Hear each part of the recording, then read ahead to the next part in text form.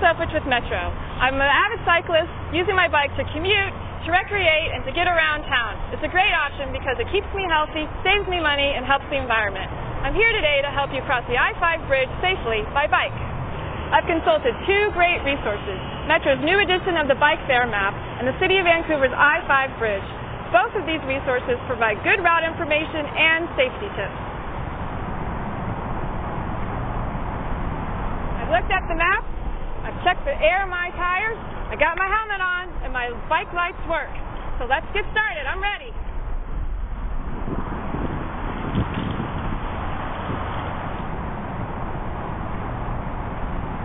You have a concrete barrier that protects you, and then a railing on the right side protects you from the water.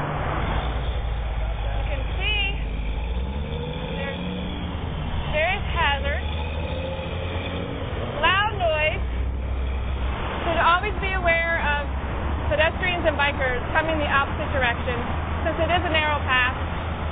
There's no lights, so if you're going to ride across the bridge in the dark, make sure you have a good light set. Now we're on the downhill part, so you want to just make sure you don't get too much speed going. It's a little tricky right up here, because the path is it's more narrow. Whew! The minute you get off the bridge, it's so much more quiet.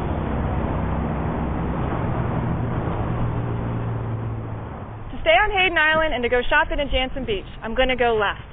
To go to Portland, I'm going to go to the right. You have to go right. Even though the sign says to go to Vancouver, you need to take that right and go under the underpass. Right now, we are going to Portland. Here we have a couple of options. We could go right and head back across the bridge to the Washington side. This is where you would turn if you were riding from Portland to Vancouver. Right now, we are going left, which is the route to take to go into Portland. This section coming up does require some caution. We have to cross at 2 traffic signals using the crosswalks. Don't turn right before crossing the street. This will put you on the vehicle ramp to I-5. That's bad and dangerous. You'd actually end up in the traffic lane on a northbound bridge. Wait for the walk signal and use a crosswalk to get to the other side. Once we reach the other side, we need to stop and wait for the second signal. Again, make sure that cars see you because a lot of them will be turning right and may not pay attention. To continue heading south toward Delta Park in Portland requires riding on the sidewalk. And this crosswalk does not have a stoplight.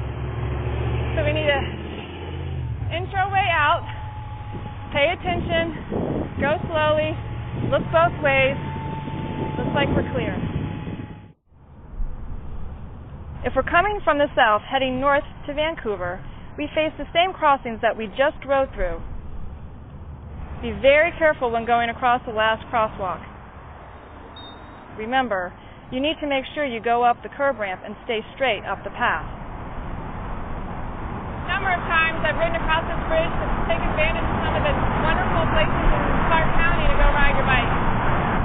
Woo! And the big trucks create lots of wind, so be ready for that. Once we reach the other side of the bridge, slow down. We make a blind turn in front of the Clark Public Utilities building into the street. We may also encounter people walking across the street here, cars making U-turns and pulling in or out of parking spaces. So I've just exited the bridge and I can take a right into downtown Vancouver, or I can take a left onto the waterfront trail.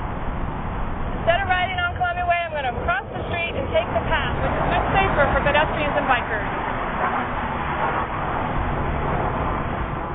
Metro encourages biking and walking, and we want you to know that you can cross the I-5 bridge safely on bike. See you on the bike path!